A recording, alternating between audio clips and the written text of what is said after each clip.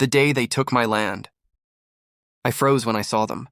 20 HOA members sprawled across my pasture like they owned the place. Picnic blankets stretched from one fence post to another, tables full of food, champagne bottles glinting in the sunlight, and Bluetooth speakers blasting cheerful pop music. The air smelled like strawberries and arrogance. And right in the center of it all stood her, Karen, the self-proclaimed queen of our neighborhood. She spotted me the moment I stepped out of my truck. With that smug grin plastered on her face, she lifted her glass of orange juice and shouted, "It's Community Day, farmer. Don't mind us. Don't mind them."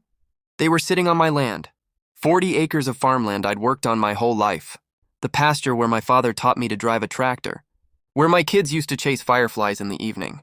But to them, it was just a community field, a place for their weekend brunch.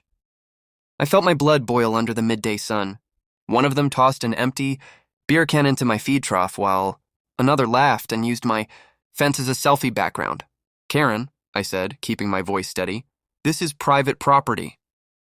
She didn't even look guilty. "Oh, come on," she said, waving her manicured hand. "It's just one afternoon. You farmers have so much land. Sharing is caring, right?" I clenched my jaw. "It's not sharing if you don't ask." She smirked.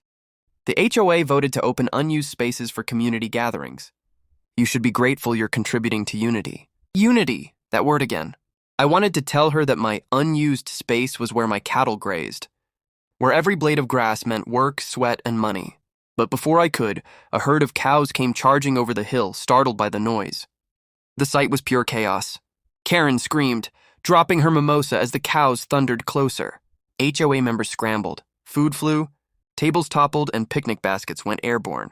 The cows didn't hurt anyone, but they made sure that fancy brunch ended fast. By the time the dust settled, half the group was running back to their SUVs, covered in mud and grass stains.